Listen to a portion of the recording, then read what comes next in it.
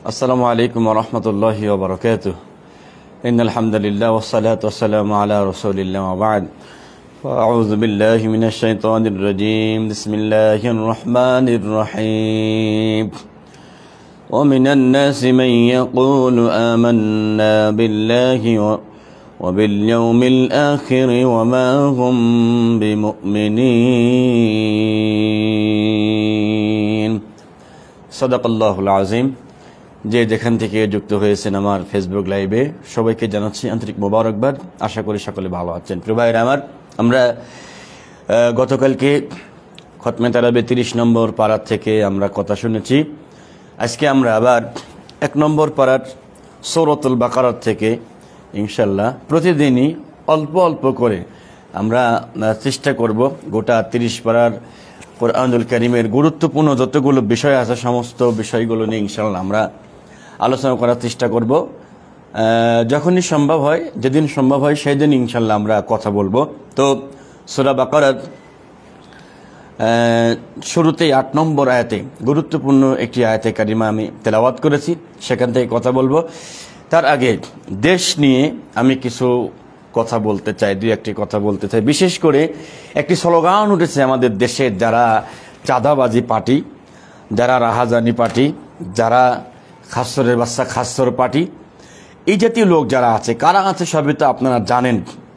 আওয়ামী সরকার আর ক্ষমতায় আসার আপাতত 5 বছরের ভিতরে সম্ভাবনা কোনোভাবেই নেই। ক্ষমতায় যারা আসতে চাচ্ছেন তাদের মধ্যে আচার আচরণ, কথাবার্তারা, কাজকর্ম দেখলে মেজাজ এমনি অটো হট হয়ে যাচ্ছে। তাদের এখন বক্তব্য একটাই। তাদের বক্তব্যটা কি?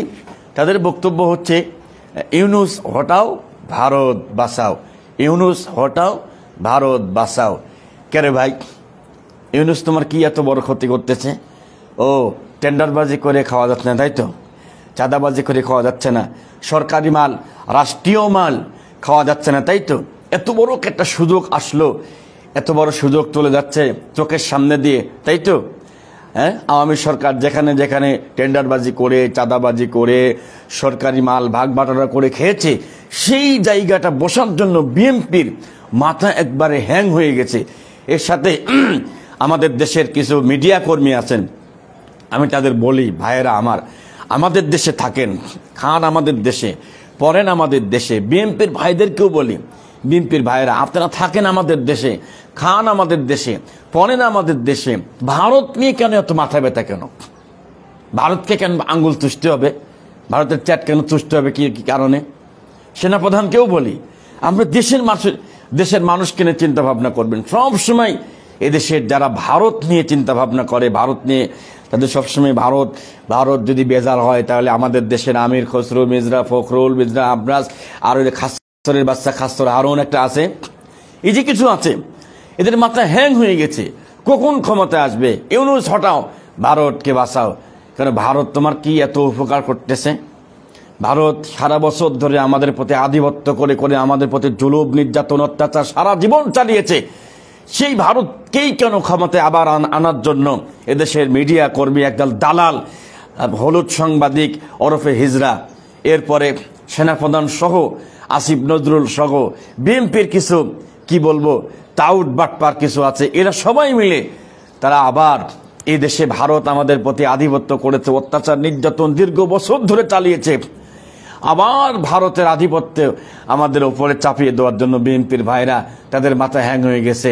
তাই তাদের বক্তব্য একটাই, নির্বাচন, নির্বাচন, নির্বাচন, নির্বাচন ছাড়া আর কোনো কথা নাই। কেন ভাই, নির্বাচন সরকার থাকা অবস্থায় কি খুব সুখে ছিলাম নাকি? আমরা খুব কি আনন্দ ছিলাম নাকি? ইউনূস সরকার 5 আগস্টের পর তিনি ক্ষমতা নেওয়ার পরে দেশের চিত্রটা, বিশেষ করে এই রমাদান মাসের দিকে একটু তাকান তো। আমরা বিগত বছর রমাদান মাসে যে রমাদান যেভাবে পার করেছি, বিশেষ করে বিদ্যুতের যে অবস্থা, আর এই বছরে বিশেষ করে আমি যেই এলাকাতে অবস্থান করতেছি আশুলিয়াতে, সবচাইতে বেশি বিদ্যুৎ যায় এই এলাকাতে, সবচেয়ে বেশি। ইউনূস সরকার ক্ষমতায় আসার পরে বিদ্যুতের, রমাদান মাসের বিদ্যুতের অবস্থা শুধু না, তাকান আপনারা চতুর্দিকে, যেখানে তাকাবেন আলহামদুলিল্লাহ সেখানে ইউনূস সরকার 100% সফল না হলেও আমরা বলতে পারি আগের জানুয়ারির চাইতে আগে দুই দল বড় বড় দুই দল জানোয়ারদের চাইতে ইউনূস সরকার হাজার গুণ ভালো, তাকে স্যালুট জানাই। আপনারা অনেক দিন আগে একটা ছবি দেখছিলেন, একটা ছোট ভিডিও দেখেছিলেন যে মোদী সরকার এবং জো বাইডেন সরকার, ওই যে আপনার একটা অনুষ্ঠানে, বাইরের একটা অনুষ্ঠানে ওরা সবুজ গালিচার উপর দিয়ে হেঁটে যাচ্ছেন, আর আমাদের ডাইনি হয়েছিল পিছন দিক থেকে কিভাবে সাইড কেটে উনি আস্তে আস্তে আস্তে আস্তে ওনাদের কাছাকাছি দেওয়ার চেষ্টা। কত বড় নির্লজ্জ বেহায়া, কত বড় নির্লজ্জ বেহায়া এই ডাইনিটা ছিল। আর ইউনূস সরকারকে চীন সরকার তাকে আহ্বান করে নিয়ে লাল গালিচা বিছিয়ে দিয়েছে। দেখো ডাইনি, তুমি তো ভারতে আসো মনে হয়, ভালো করে তাকায় দেখো, ইউনূসের দিকে তাকায় দেখো। তো ইউনূসকে বলছিল না পদ্মা সেতু নিয়ে চুপ করে তারে ডুবাইয়া ঠুপ করে উঠায় দেবো যাতে মারা না যায়। আপনি তো বেঁচেও তো আপনি মারা গেছেন, আপনি তো বেঁচেও মারা গেছেন আপনি। তো আপনার দল বলদেরকে এদেশে যারা আছে ওদেরকে বলতে চায় যে এই মা তার সন্তানদেরকে বিপদে ফেলে দেশের বাইরে গিয়ে আবার ষড়যন্ত্র করে, সেই মাকে আপনারা কেমনভাবে গ্রহণ করেন, কেমনভাবে তার কথা শুনে দেশে অশান্তি করতেছেন। সবাইকে অনুরোধ করি, ইউনূস হটাও ভারত বাঁচাও এই স্লোগান বাদ দিয়ে ভারত হটাও, ভারতের দালালদেরকে এদেশ থেকে হটাও, এদেশের মাটি এবং মানুষকে সুখে এবং শান্তিতে থাকার জন্য দেশের সবাইকে ঐক্য আহ্বান থাকতে হবে। বিশেষ করে মিডিয়ার দালালরা এখনো পর্যন্ত তারা দালালি করেই যাচ্ছে, ভারতের দালালি করে যাচ্ছে। আর ভারতে যে একটা কুত্তা টিভি আছে না, এটার নাম কি জানো, ভুলে গেছি আর কি, ওই যে ময়ূখ রঞ্জন ওরফে সোয়ার, এই সোয়ারটা আমাদের দেশ নিয়ে তোর এত মাথা ব্যথা কেন? ইউনূস সরকার চীন দেশে গেছে, সে মাথা ব্যথা তোর দেশে কেন? তোর দেশে হাসপাতালে একজন মা মারা গেছে, ছবিটা ভাইরাল হয়েছে, আপনারা সবাই দেখেছেন। একজন মা মারা গেছে, তোদের হাসপাতালের অবস্থা এমন, একটা অ্যাম্বুলেন্স নাই। শেষ পর্যন্ত ওই লোকটা কি করছে, আরে ওই লোকটা তার মায়ের পাও এবং হাত ভাঙছে। মরা মায়ের পাও এবং হাত ভেঙে বস্তার ভিতরে বেঁধে, আহারে সেই মাকে বাপের সাথে করে কাঁধে করে নিয়ে যাচ্ছে যেন নিতে সহজ হয়। ময়ূখ রঞ্জন ওরকে সোয়ারকে বলতে চায়, তোদের দেশে হাগার জায়গা নাই, মাঠে গিয়ে তোরা হাগিস টয়লেট করিস, তোদের দেশ নিয়ে চিন্তা কর, আমাদের দেশ নিয়ে তোকে চিন্তা ভাবনা করা লাগবে না ভাই। বুঝছো, খুব জলে না? তার মানে সারা জীবন ধরে আমাদের দেশ থেকে খাইছো, খাওয়ার পরে এখন পাচ্ছ না পাওয়ার কারণে ইউনূস হটাও। ইউনূস কি তোমার আঙ্গুল দিচ্ছে নাকি? ইউনূসকে হটাইতে হবে। আমাদের স্লোগান হবে এখন থেকে ইউনূস থাকবে, দরকার হলে আগামী 5 বছর ইউনূস সরকার থাকবে আমাদের দেশে, থাক, আমরা দোয়া করি। কিন্তু এই দেশের পরিস্থিতি যা হচ্ছে, 6 মাসের ভিতর দেখবেন তা দাঙ্গা লাগায় দেওয়ার জন্য ভারত সরকার ওরফে মোদী কুত্তা সরকার, চা খাওয়ালা সরকার, ওরা এমন কোনো চেষ্টা নাই, তদবির নাই যা চালাচ্ছে না। আর তার সাথে আমাদের দেশের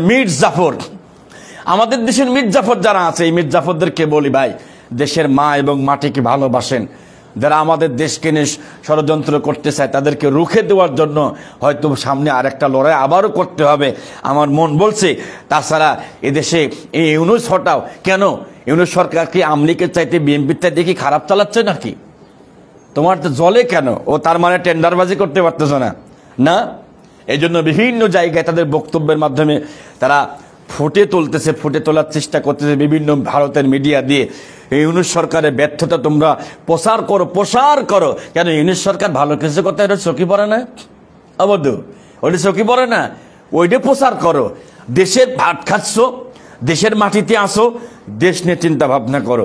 দেশের বাইরের কোনো চিন্তা করলে দেশের ছাত্র জনতা কেমনে রুখে দিতে হয় তারা অনেক ভালো মতো জানে। এই জন্য আমি বলতে চাই, ইউনূস সরকারের প্রতি আল্লাহ রহমত নাজিল করুক, আরও করুক, সে দেশ চালাক।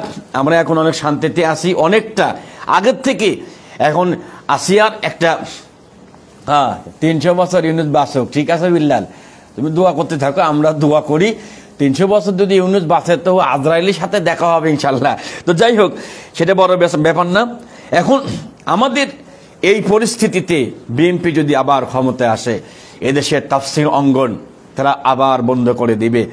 আমার 6 এপ্রিল একটা তাফসির মাহফিল ছিল, সেই তাফসিরুল কোরআন মাহফিলে উপজেলা জামাতের আমিরের নাম দেওয়ার অপরাধে গাইবান্ধার আত্রাই থানার বান্দাইখারা গ্রামের মানুষের যে একটা বিশাল বড় মাহফিল হতো, অনেক বড় মাহফিল, তো সেই মাহফিলটাকে তারা বন্ধ করে দিয়েছে। কেন? বিএনপি। তাহলে বিএনপি যদি ক্ষমতায় আসে, মির্জা ফখরুল বলেছে না আমরা যদি ক্ষমতায় আসি, আমলিক তাও তো অনুমতি দিয়ে মাহফিল তাফসির মাহফিল করাই তো।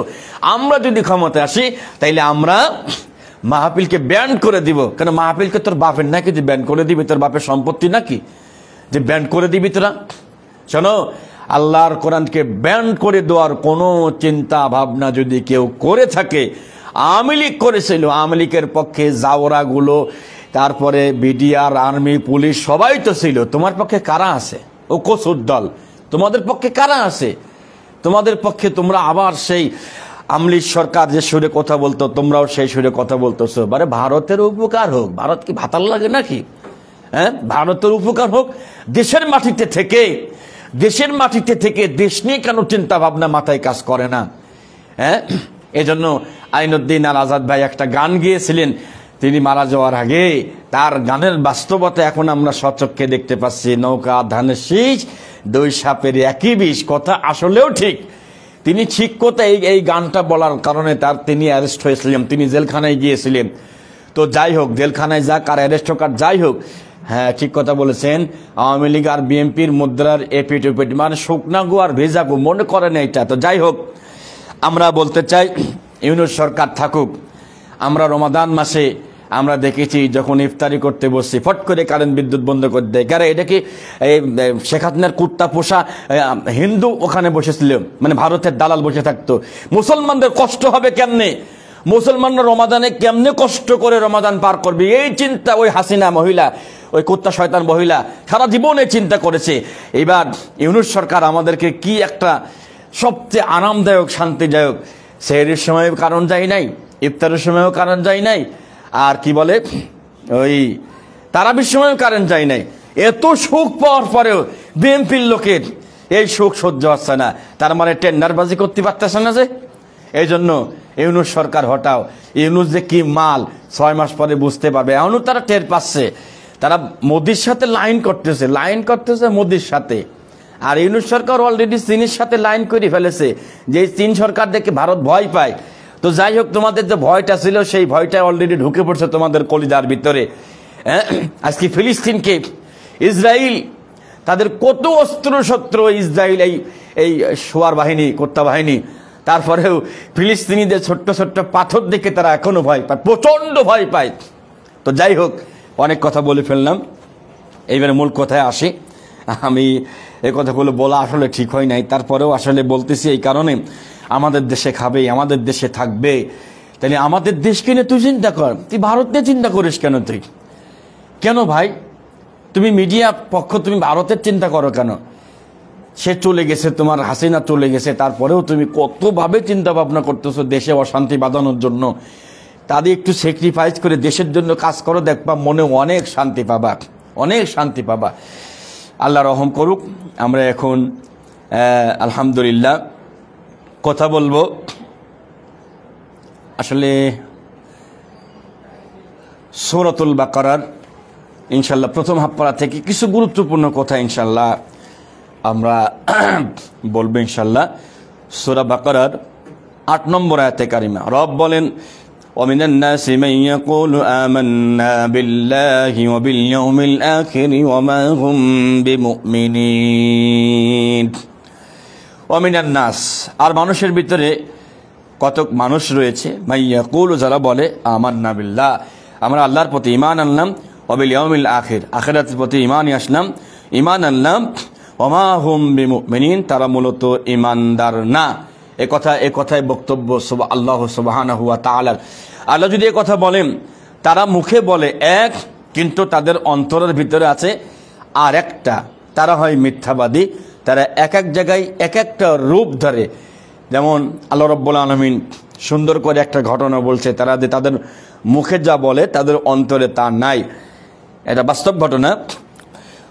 هم الذين يقولون لا تنفقوا على من عند رسول الله حتى ينفضوا ولله خزائن السماوات والأرض ولكن المنافقين لا يفقهون।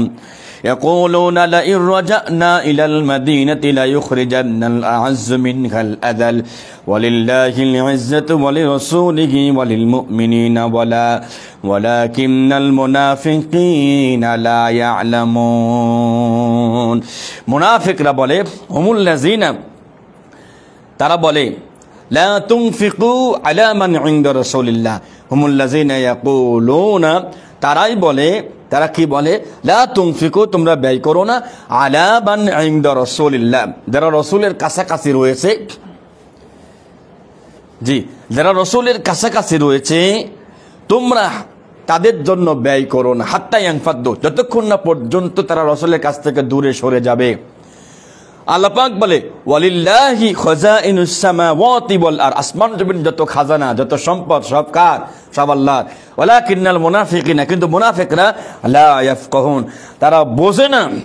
তারা কি বলে? ইয়াকুলুনা, তারা বলে লাইন রাজানা ইলাল মাদিনা, যদি আমরা মদিনায় ফিরে যাই, লা ইউখরিজান্নাল আ'আজ্জু মিনহাল আযাল, আমরা সেখানকার যারা সম্মানিত লোক আছি, আমরা সম্মানিত লোকরা আমরা অপদস্থ করে দুর্বলদেরকে, অর্থাৎ নবীকে বলছে দুর্বল, আল্লাহর হাবিবকে বলছে দুর্বল, আল্লাহর হাবিবকে আজে বাজে কথা বলে বলতেছে তাকে বের করে দেব, দুর্বলদেরকে লাঞ্ছিত অবস্থায় বের করে দিব। রব বলেন ওয়ালিল্লাহিল ইজ্জাতু, তুমি বলো আল্লাহর ইজ্জত, ইজ্জত ওয়ালি রাসূলিহি ওয়ালিল মুমিনিনা, ইজ্জত আল্লাহর জন্য, রাসূলের জন্য, মুমিনদের জন্য। ওয়ালাকিন্নাল মুনাফিকিনা, কিন্তু মুনাফিকরা লা ইয়ালামুন, তারা টের পায় না, তারা বোঝে না। এই যে বক্তব্যটা দিয়েছিল তাবুকের ময়দানে আব্দুল্লাহ ইবনে উবাই বিন সুলুল, তিনি এই বক্তব্য দিয়েছিল যে তোমরা মুহাম্মাদের জন্য ব্যয় করবা না, তোমরা মুহাম্মাদের জন্য খরচ করবা না, তার দলের জন্য তোমরা ব্যয় করবা না। কি করবা? তাদের কাছাকাছি যারা আছে তাদেরকে সরাইয়ে দাও, তাদেরকে হটাইয়ে দাও। কথা বলার কারণ আব্দুল্লাহ ইবনে উবাই নবী যখন মক্কা থেকে মদিনায় যায় তখন মদিনার প্রেসিডেন্ট হওয়ার কথা ছিল, ইয়াসরিবের প্রেসিডেন্ট হওয়ার কথা ছিল আব্দুল্লাহ ইবনে উবাই মুনাফিক।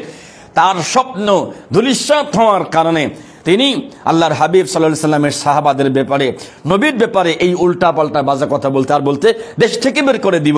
এই মুনাফিক যারা, এই মির্জাপুর এখন এই বাংলার জমিনে বিএমপির ভিতরে, আমলিকের ভিতরে হাজার হাজার মির্জাপুর এখনো বেঁচে আছে। ওই মুনাফিকের যে সুর এখনো সেই একই সুর এই বিএমপি আমলিকের আর সহ আরো অনেকে আছে, তাদের একই বক্তব্য, দেশ থেকে ভালো ভালো মানুষদেরকে দেশ থেকে বের করে দাও।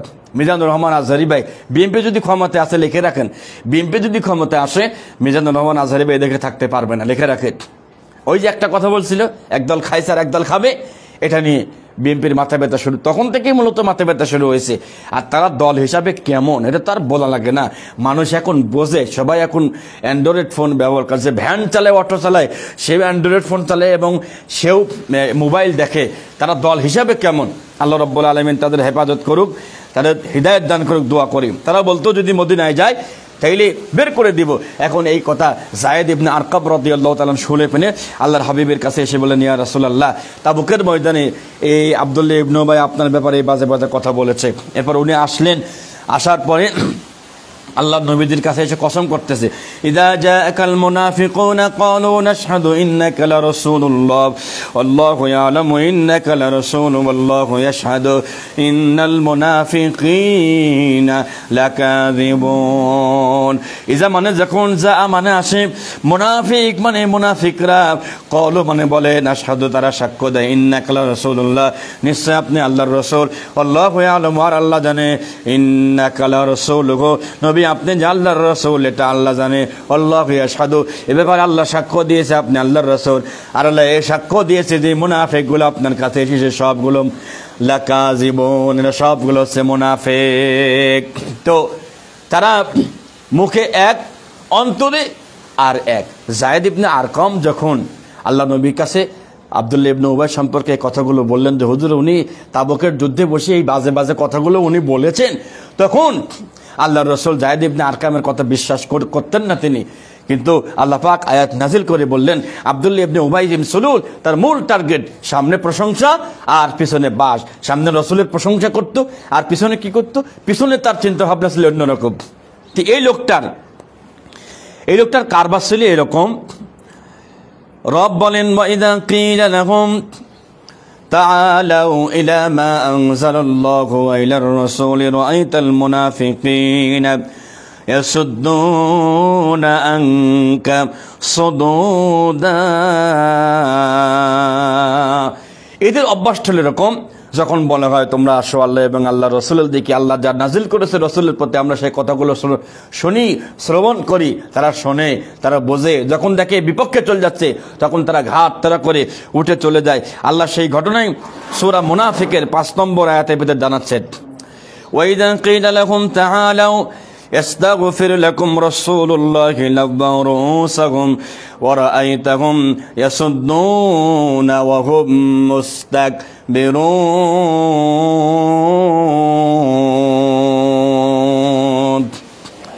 আল্লাহ বলছেন ওয়া মানে এবং ইদা মানে যখন কিলা মানে বলা হয় লাহুম মানে তাদেরকে তাআলা তোমরা আসো, ইস্তাগফির লাকুম তোমাদের জন্য ক্ষমা করা হবে, রাসূলুল্লাহ আল্লাহ রাসূল তোমাদের ক্ষমা করবে, তোমরা ফিরে আসো।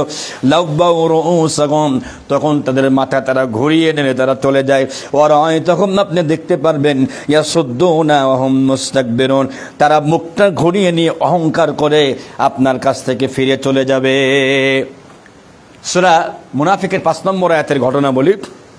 মুনাফিকরা তাদের অন্তরে এক, মুখে প্রকাশ করে আরেক। ওহুদের যুদ্ধে যাওয়ার আগে আল্লাহর হাবিব সাল্লাল্লাহু আলাইহি ওয়াসাল্লাম যখন বক্তব্য দিতেন, প্রতি জুম্মায় বক্তব্য দেওয়ার আগে আব্দুল্লাহ ইবনে উবাই দাঁড়াতেন। নবীজি বক্তব্য দেওয়ার আগে আব্দুল্লাহ ইবনে উবাই বিন সুলুল দাঁড়াতেন। দাঁড়িয়ে তিনি বলতেন, শোনো জনগণ, ইনি হচ্ছে আল্লাহর রাসূল, ইনি আমাদের মধ্যে আসার কারণে মদিনার বরকত বেড়ে গেছে, আমরা তার সহযোগিতা করব, তার কাজে সহযোগিতা করব, তার কথা শুনবো। কি সুন্দর সুন্দর বক্তব্য। ওহুদের ময়দানে যাওয়ার সময় মাঝখান থেকে 300 জনকে তিনি নিয়ে চলে আসছেন। 300 জনকে নিয়ে চলে আসছেন ওহুদের ময়দানে। 1000 সাহাবীর ভিতরে 300 জনকে নিয়ে 300 জন মির্জাফর মুনাফিক ছিল, ব্যাক করে চলে আসছেন যে যেন মুহাম্মাদের দল বিপদে পড়ে। এত বড় মুনাফিকি করার পরেও পরবর্তী জুম্মাতে এই আব্দুল্লাহ ইবনে উবাই আবারও খাড়াইছে সুন্দর সুন্দর কথা বলার জন্য। হযরত ওমর তারপরে কয়েকজন সাহাবী রাগে তার পাঞ্জাবি ধরে বলছে, বচ বেটা বিয়াদব, তোর মুখোশ উন্মোচন হয়ে গেছে, তুই বলিস কি মুখে, আর তোর অন্তরে কি। এই লোকটা বের হয়ে চলে যাচ্ছিল, আনসার সাহাবারা ধরছে যে কি হয়েছে।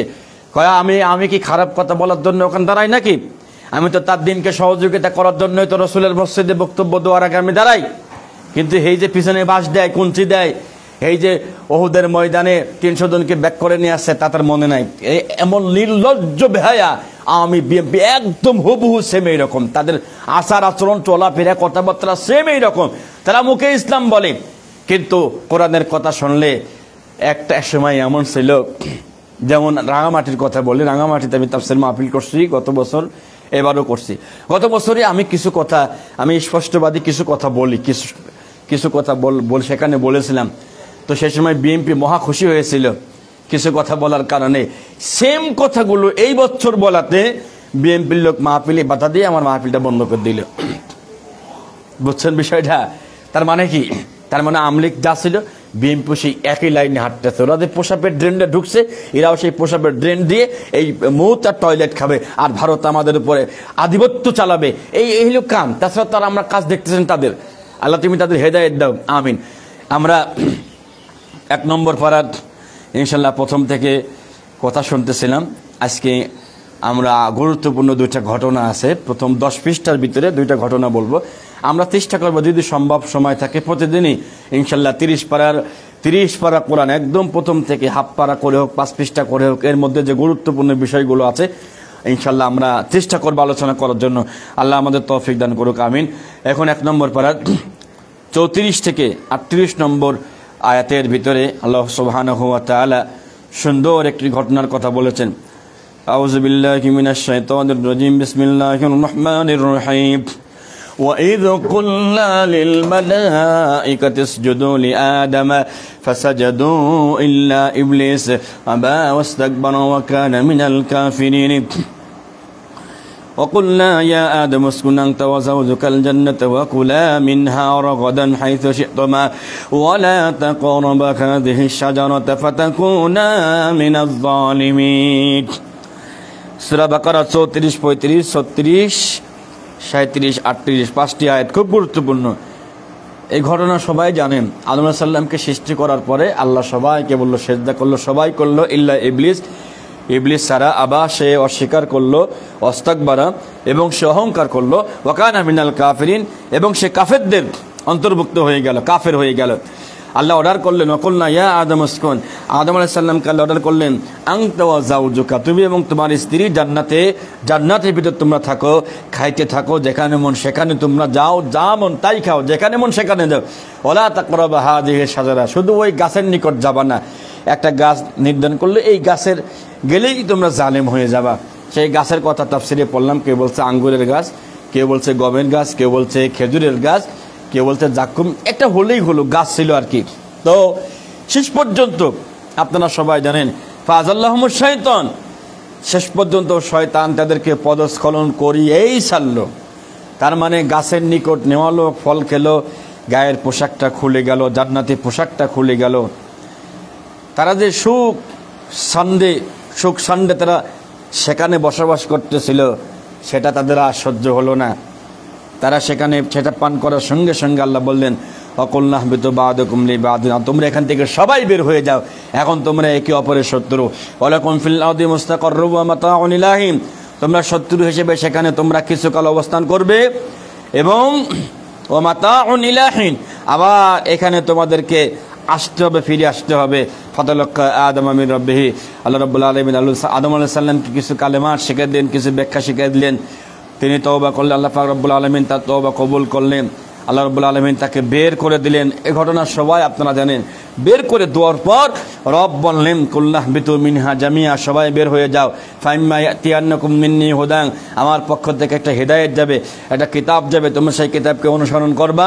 যদি অনুসরণ করে মেনে নাও, ফালা খাউফুন আলাইহিম ওয়ালা হুম ইয়াহজানুন, কোনো ভয় থাকবে না, কোনো টেনশন থাকবে না, কোনো পেরেশানি থাকবে না। তাহলে সূরাতুল বাকারার এই ঘটনা সবাই জানেন আপনারা। আর একটা ঘটনা আছে, খুব গুরুত্বপূর্ণ একটা ঘটনা। এটা সূরাতুল বাকারার 67 নম্বর আয়াত থেকে এই ঘটনা শুরু হয়েছে। 67, 68, 69, 73 আয়াত পর্যন্ত। তার মানে মুসা আলাইহিস সালাতু ওয়াস সালামের সময় একটা ঘটনা। একজন লোক তার চাচাকে হত্যা করে ফেলে। হত্যা করার পর সে কি করছে? হত্যা করছে কেন? কারণ তার কোনো ওয়ারিস ছিল না, কোনো সন্তান ছিল না, কিন্তু অনেক সম্পদ ছিল। তারই ভাতিজা তাকে হত্যা করছে যেন দ্রুত সম্পদটা পেয়ে যায়। হত্যা করার পরে লাশটা নিয়ে উনি আরেকজন মানুষের বাড়িতে গিয়ে মুখের উপর রেখে চলে আসছে বারান্দায়, এবং এসে উনি অভিযোগ করতেছে, ওই এলাকার লোক আমার চাচাকে মারছে। এখন দুই এলাকার ভিতরে বিশাল একটা যে গ্যাঞ্জাম শুরু হলো, মারামারি গ্যাঞ্জাম হওয়ার উপক্রম শুরু হলো। সূরাতুল বাকারার সেই 67 নম্বর আয়াত থেকে আল্লাহ রাব্বুল আলামিন সেই ঘটনা বলতেছেন। তারা মুসা নবীর কাছে আসলো। মুসা আলাইহিস সালাতু ওয়াস সালাম তাদেরকে বললেন, তোমরা একটা গরু জবাই করো। এই গরু দিয়েই যিনি হত্যা করেছে এই হত্যাকারীকে গরু দিয়ে বের করা হবে। তারা ঠাট্টা করতে লাগলো, তারা মজা করতে লাগলো। ক্বালু আতাত্তাখিযুনা হুজুয়া, মুসা তুমি কি আমাদের সাথে ঠাট্টা করতেছো? কয় যে না, ঠাট্টা করতেছি না। তো কয় ঠিক আছে, আল্লাহর কাছে সাহায্য চাও। قالوا ادع لنا ربك يبين لنا ما هي قال إنه يقول إنها بقرة لا فارض ولا بكر عوان بين ذلك فافعلوا ما تؤمرون। তারা বলল, তুমি তোমার পালনকর্তার নিকট আমাদের জন্য প্রার্থনা করো যে গরু যে তুমি জবাই করতে বললে সেই গরুটা কেমন হবে জানো। সেই গরুটি এমন হবে, ছোটও হবে না, বয়স্ক হবে না, একবারে যৌবনের মাঝামাঝি এমন একটা গরু হতে হবে। ফাফআলু মা তু'মারুন, এখন তোমাদেরকে যে আদেশ করা হলো তোমরা একটা এরকম গরু এনে জবাই করো। ওরা কয় না, আমরা আরো জানতে চাই এটা কালার কেমন হবে, আল্লাহর কাছে প্রার্থনা করো। ক্বালু দু'উ লানা রাব্বাকা ইউবাইয়্যিন লানা মা লাউনুহা, আল্লাহর কাছে জানো এটার কালার কেমন হবে। ক্বালা ইন্নাহু ইয়াকুলু ইন্নাহা বাকারাতুন সাফরাউ ফাকিউল লাউনুহা তাসুররুন নাযিরিন। মুসা আলাইহিস সালাম আল্লাহ রাব্বুল আলামিন বললেন, ঠিক আছে, ওরা যেহেতু 13 জাতি, আল্লাহ রাব্বুল আলামিন 13 করি একটা আয়াত নাজিল করে বললেন তাদেরকে বলো এটা এমন একটা গাভী হওয়া লাগবে যার কালার হচ্ছে হলুদ বর্ণের কালার। হলুদ বর্ণের কালার গরু সহজে পাওয়া যায় না। হলুদ বর্ণের কালার যা দেখতে মানুষের কাছে খুব চমৎকার হবে, চমৎকার লাগবে, এমন গরু তোমরা জবাই করো। ওরা কয় ঠিক আছে। আমরা বুঝলাম, কিন্তু আরো যদি একটু স্পষ্ট করে দিতেন তাইলে আমাদের জন্য সুবিধা হতো। এবার আল্লাহ রাব্বুল আলামিন বলেন, ক্বাল ইন্নাহু ইয়াকুলু ইন্নাহা বাকারাতুন লা যালুলুন তুসিরুল আরদা ওয়া লা তাসকিল হারস মুসাল্লামাতুন লা শিয়াতা ফিহা ক্বালুল আনা জিতা বিল হক ফাযাবাকুহা ওয়া মা কানু ইয়াফআলুন। তারা বলল, এবার সঠিক তথ্য এনেছো। তার মানে এমন গরু হবে যা সেচের জন্য, যা হাল চাষের জন্য কোনোভাবেই ব্যবহার করা হয় নাই, একদম নিখুঁত। মুসাল্লামাতুন লা শিয়াতা ফিহা, কোনো নিখুঁত না, একবারে নিখুঁত জিনিস এনে তোমরা এটা জবাই করো। অমাকা দুইয়া ফালন, অথচ জবাই করবে বলে মনে হচ্ছিল না, মানে তালবাহানা করতেছিল যে গরু জবাই করব না। শেষ পর্যন্ত গরু জবাই করে সেখান থেকে একটা গোস্তের টুকরা নেওয়ার পরে আল্লাহ বলেন, ঠেকিয়ে দাও। মরা লাশের গায়ের সাথে দেই, ঠেকিয়ে দিলেন। ঠেকিয়ে দেওয়ার সাথে সাথে কাযালিকা ইহ্লাহুল মাউতা, আল্লাহ পাক এভাবে ঠেকে দেওয়ার সাথে সাথে এই মরা মানুষটা জীবিত হয়ে তাকে জিজ্ঞাসা করলো, তোমার কে হত্যা করেছে? বললো, আমার এই ভাতিজা আমারে হত্যা করেছে আমার সম্পদ নেওয়ার জন্য। তাইলে আমাদের সমাজে এইরকম সিস্টেমই এখন চলতেছে। অন্যায় করে একজন, আর সেই অন্যায় চাপিয়ে দেওয়া হয় আরেকজনের উপরে। আল্লাহ রাব্বুল আলামিন আমাদের সবাইকে কবুল করুন। যারা যুক্ত হয়েছেন সবাই মহব্বতের ভাই, সবাই কলিজার ভাই, সবার জন্য দোয়া চাই, দোয়া করি। আমাদের সিয়াম মনোয়ার আলহামদুলিল্লাহ চমৎকার কথা বলে, আল্লাহ তুমি কবুল করো। মাহমুদুল হাসান জিহাদি আমার ভাইকে আল্লাহ তুমি কবুল করো। জিল্লুর রহমান ভাই সৌদি প্রবাসী ভাই কেমন আছেন, কি অবস্থা? এম মনির ভাই কেমন আছেন, কি অবস্থা? আপনার কাছে দোয়া চাই। আমাদের কাছে সাথে যুক্ত হয়েছে এমডি আমিনুল ইসলাম ভাই কেমন আছেন? আব্দুল ওয়াদুদ ভাই কেমন আছেন? রাশেদুল ইসলাম রাশেদ কেমন আছো, কি অবস্থা? এমনি আবু হানিফ ভাই রংপুর থেকে ভাই কেমন আছেন? এমনি হাফেজ বিল্লাল হোসেন আমাদের কুষ্টিয়ার গর্ব, চমৎকার কথা বলে। মোহাম্মদ আবু রায়হান সিদ্দিকী ভাই কেমন আছেন, কি অবস্থা? মাহমুদ ইলাহি ভাই আপনাকে অসংখ্য ধন্যবাদ। আমাদের সাথে যুক্ত হয়েছে জালাল মুন্সি ভাই কেমন আছেন, কি অবস্থা, কোথায় আছেন? খম ও আসাদুল্লাহ আনসারি চমৎকার একজন ভাই, পাবনার গর্ব, আল্লাহ পাক কবুল করুন। নুরুল ইসলাম শোনা আমার ভাগ্নি, আমার মামা কেমন আছেন, কি অবস্থা, দোয়া চাই। সাদ্দাম হোসেন জিহাদি ভাই কেমন আছেন, কি অবস্থা? বাংলাদেশ দায়িদুল্লাহ ফাউন্ডেশনের অন্যতম সদস্য, আল্লাহ কবুল করুন, আমিন। জামাল উদ্দিন সুরত, আল্লাহ আমার ভাইকে তুমি কবুল করো। মাসুদ রানা ভাই কেমন আছেন, কি অবস্থা, শরীর কেমন আছে? মাসুদ রানা ভাইকে বলবো, মাসুদ রানা ভাই আপনি তো ঢাকাতে আছেন, আমার কষ্টের কথা শুনছেন। আপনারা যারা বিএনপি করেন, আমি কিন্তু সবাইকে খারাপ বলি না, সবাই মোটামুটি ভালো, কিন্তু কিছু মানুষের কারণে গোটা দলের দুর্নাম হচ্ছে। আল্লাহ তাদের হেফাজত করুক। মাসুদ ভাইকে আল্লাহ রাব্বুল আলামিন কবুল করুক, আমিন। আল আমিন রংপুরের গর্ভ, ঢাকাতে থাকেন, আল্লাহ পাক কবুল করুন। জাকিরুল ইসলাম বিন জাকিরুল ইসলাম ভাই কেমন আছেন, কি অবস্থা? জাকিরুল ইসলাম আল জাবেরি ভাই কেমন আছেন, কি অবস্থা? দোয়া চাই, দোয়া করি। যারা এখন অত্যাচার চালাচ্ছেন, অত্যাচার করার চিন্তা ভাবনা করতেছেন ভাই, তাদেরকে বলি আল্লাহর দিকে তাকান, তাকায়া অন্তত মসজিদ, মাদ্রাসা, মাহফিল এসব জায়গায় আপনারা নাক গলায়েন না, নাক গলালে আপনাদের অবস্থা খারাপ হয়ে যাবে। আল্লাহ তুমি রহম করো, আমিন। আসসালামু আলাইকুম ওয়া রাহমাতুল্লাহি ওয়া বারাকাতুহু। ইকরাম ভাই জি ভাইয়া নওগাঁ থেকে কেমন আছেন? নওগাঁ একটা মাহফিল ছিল ভাই, বন্ধ হয়ে গেল বিএমপিদের কারণে। যাই হোক, আল্লাহ তাদের হেদায়েত দিক। আমি আপনার জন্য দোয়া করি, দোয়া চাই। আসসালামু আলাইকুম।